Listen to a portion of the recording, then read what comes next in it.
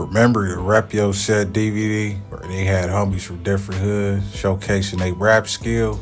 Remember the Linwood neighborhood cribs? They had the dudes out there with K's and stuff.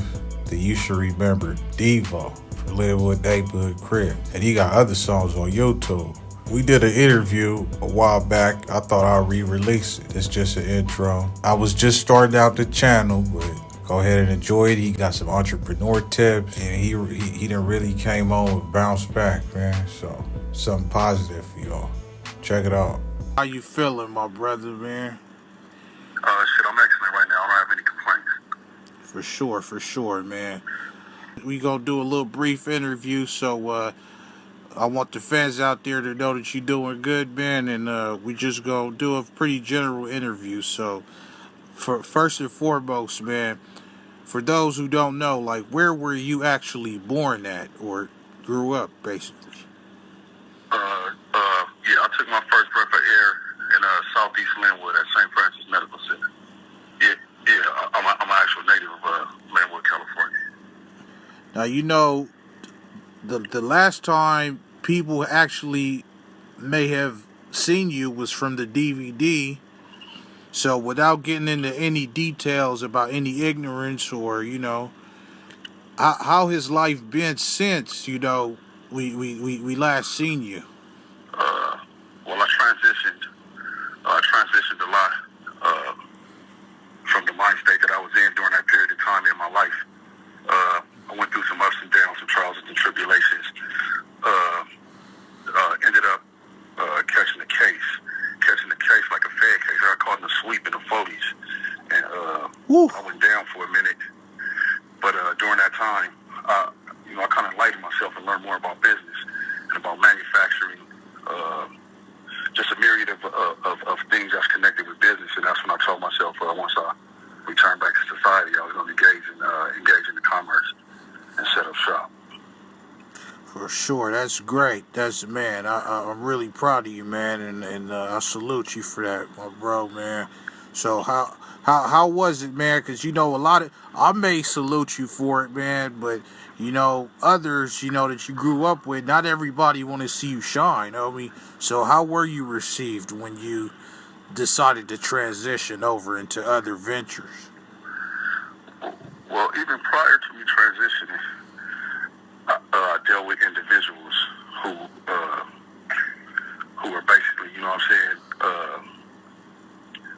not adding any equity to my situation or not conducive to what I had going on. So at that point in time, I may have still referred to them as like my homies or as my friends, because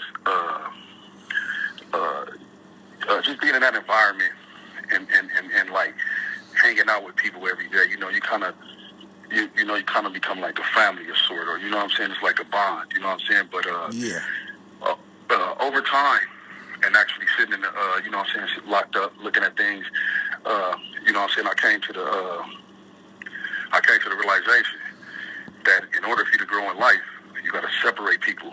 Sometimes you got to remove people from your life that's not adding any equity to your situation. And this is like playing chess or something, you know what I'm saying, like, you know, somebody might move a chess piece a certain way into your territory. You know, if you let that piece sit there too long, they're going to strike. That's what they're setting up to do. So sometimes you have to alleviate the problem before it becomes a problem. So I disassociated myself with a lot of individuals who I didn't see eye to eye with, or we had a conflict, or, you know what I'm saying, they crossed me or whatever it may be. And I just basically reinvented myself and focused on getting to the money. Yeah, for sure. So now here comes the big question. So I hear that you mentioned you ventured off into manufacturing. What you up to now? Like, can you expound on it? Yeah. I own and operate an online men's and women's boutique. I sell apparel and accessories. It's billionaire.com, spelled BILLYUNAYR.com. Sure. I manufacture custom lettermans, sublimation shirts, hats, just basically anything that has to do with men's or women's apparel. I either manufacture it or I outsource it to my manufacturer to be manufactured. Yeah. Wow, that sounds great, man. And how long have you been in the business?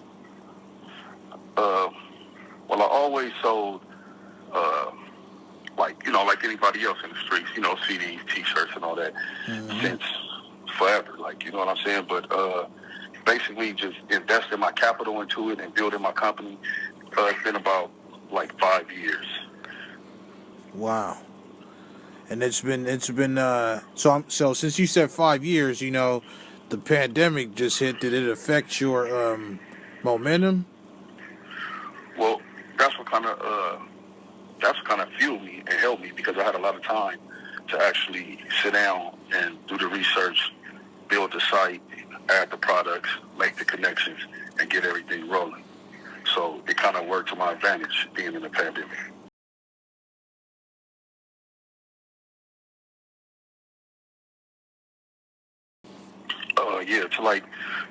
To the younger generation, men and women, in order for you to rise to a higher plateau, first you have to have actualization of who you are as a person, and then you have to know what you want.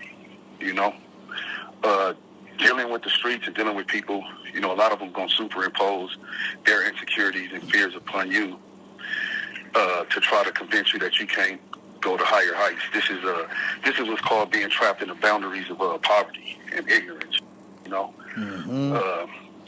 To be yourself and to move forward and transcend the boundaries of poverty, you may not have any friends, or you may lose a lot of friends. You know what I'm saying? But life is all about beginning and ending and starting over again. So you always can rebuild your team. But first and foremost, you should want to be an asset to your family, because you got to think, when you get in trouble, you're sick, anything happens, your family is there for you. But sometimes we put our friends before our families, and that's where we make a mistake at, because the equity is in looking out for our family and building that foundation up. Right. Wow. That's deep. Real talk, bro. And also too, learn as much as you can. Read, watch tutorials, because in the age of information that we're living in today, basically the money is at your fingertips. You just have to translate the information into commerce and put your twist on it, however you sell your work. And this is being like a producer, because if you're stuck in a consumer's mindset, you're basically breaking yourself for the companies and everything. And sometimes, that's what really made me transition to a businessman sitting in jail, because I was like, I'm just a consumer. I was selling drugs, but what did I do with the money? All I did was buy shit. I didn't have, you know what I'm saying? At the end of the day, I didn't do anything that actually brought equity into my life. It was all superficial material things, you know what I'm saying? So that's another thing.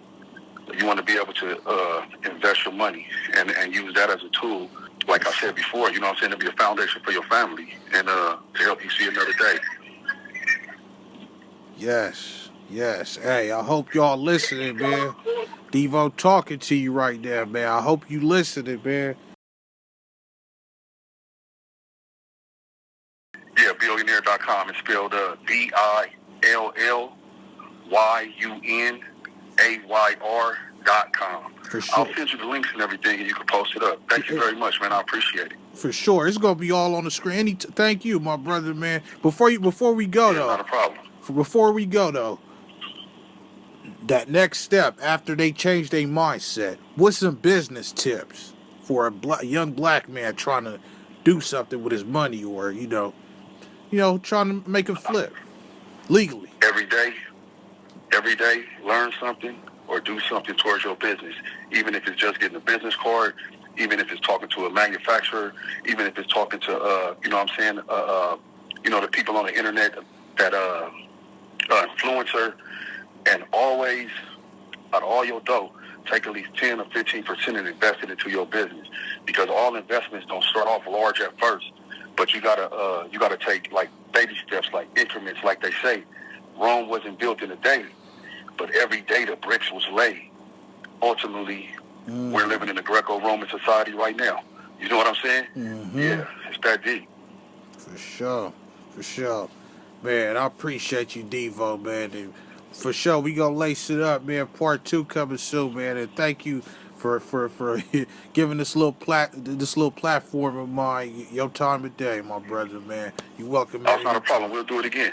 For sure, man. Much love, man. I'm signing out, man. Devo, WigginsTV.